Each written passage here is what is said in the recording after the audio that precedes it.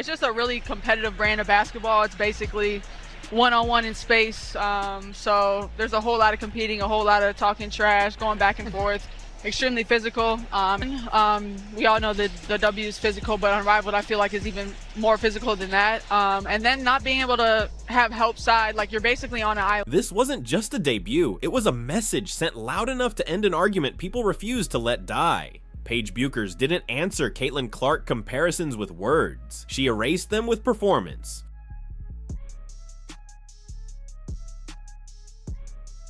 Oh yeah, we have her on the show. Why don't we bring her on right now? Let's bring in Paige Bueckers all the way from Miami. Paige, we're so excited to have you on the show. I know we talked to you last season when you were watching and being an investor, but now being a part of it. For months, the conversation followed her everywhere. Every highlight, every absence, every offseason decision somehow circled back to the same question fans and media refused to drop. Where does Paige Bueckers stand in the shadow of Caitlin Clark's superstardom? On opening night of Unrivaled's second season, Bueckers made it clear she wasn't interested in debating narratives anymore. She came to dominate space, tempo, and expectation. The timing could not have been more charged. The WNBA is locked in high-stakes CBA negotiations that have cast uncertainty over the upcoming season, player availability, and even long-term league structure. Against that backdrop, Unrivaled's return didn't feel like a sideshow. It felt like a pressure valve for a sport holding its breath. And when the league tipped off on January 5th, all eyes snapped immediately to one court, one jersey, one name. This thing. What was it like making your debut for Unrivaled Season 2?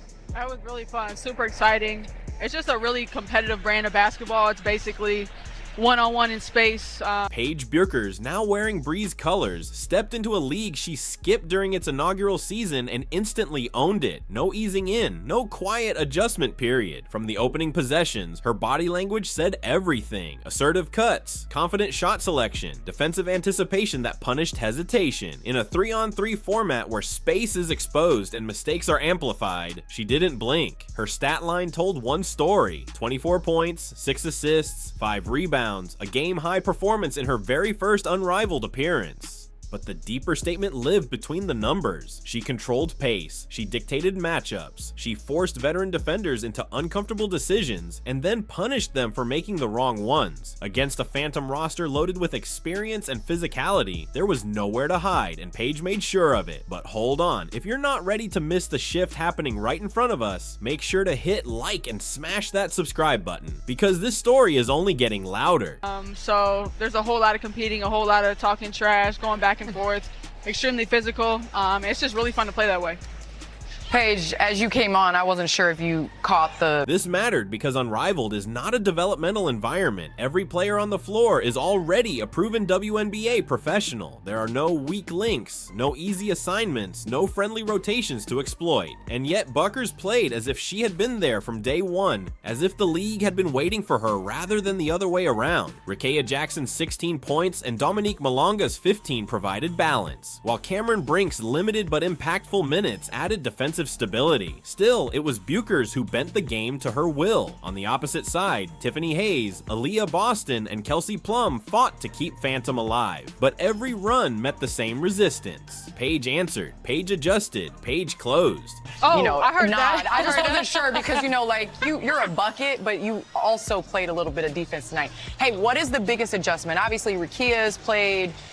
Kate Martin has... Her post-game comments only sharpened the message. When she described Unrivaled as even more physical than the WNBA, it wasn't complaint or bravado, it was acknowledgement. This was real competition, and she had just thrived in it. The remark landed differently because of who wasn't there. Caitlin Clark's absence hovered over the opening night like an unfinished sentence. For the second straight season, Clark chose not to participate in Unrivaled. Publicly, the explanation centered on recovery and long-term health after an injury-plagued 2025.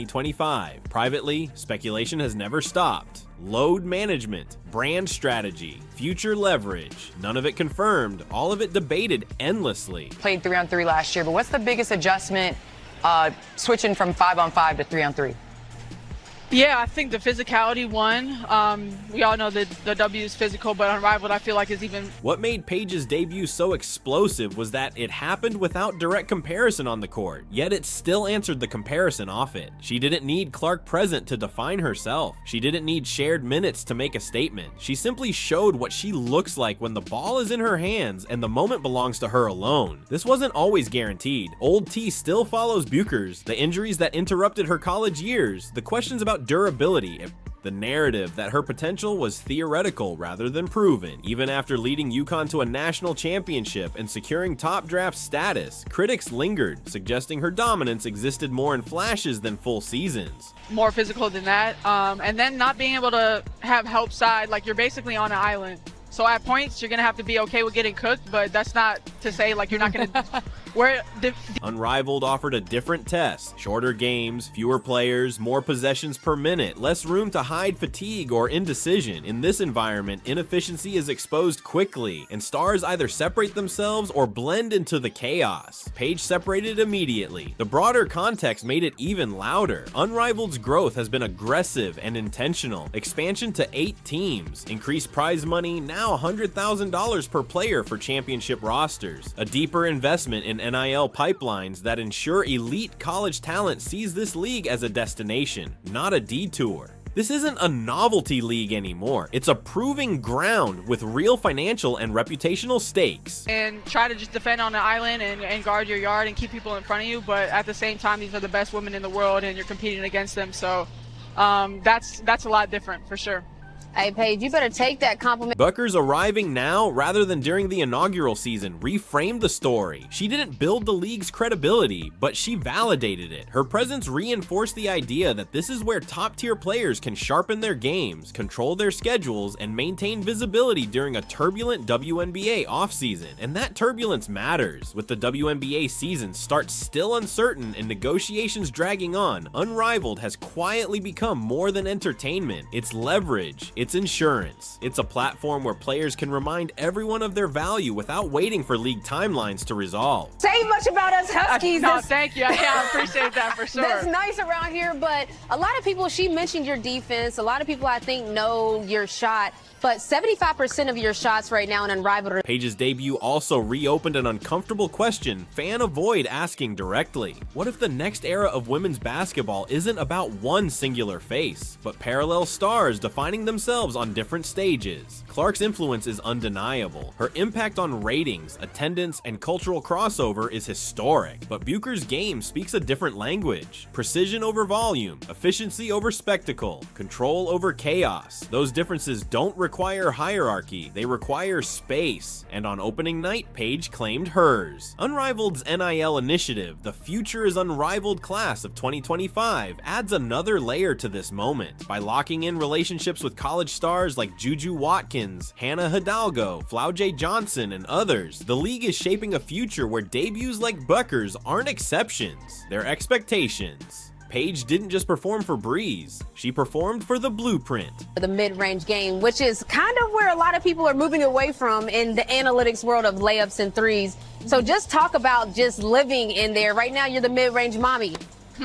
Speculation is already bubbling about how her unrivaled presence could influence future WNBA negotiations, off-season structures, and even broadcast strategies. A star who can dominate multiple formats increases her leverage everywhere. That's not accidental, it's strategic, whether acknowledged publicly or not. What silenced the comparisons wasn't arrogance or dismissal, it was inevitability. When a player steps into a high-pressure environment and immediately controls it, arguments lose oxygen. Paige didn't say she was different from Caitlin Clark. She showed she didn't need to be the same. I don't really know how to guard it because not many people shoot it, not many people hunt mid-range shots.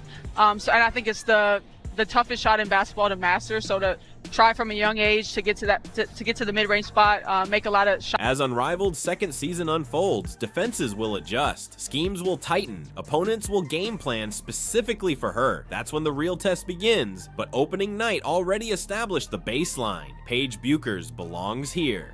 Not as a response to someone else's legacy, but as a force shaping her own. The game, continue to keep working on it, finding different ways to get to that space. I think it's tough.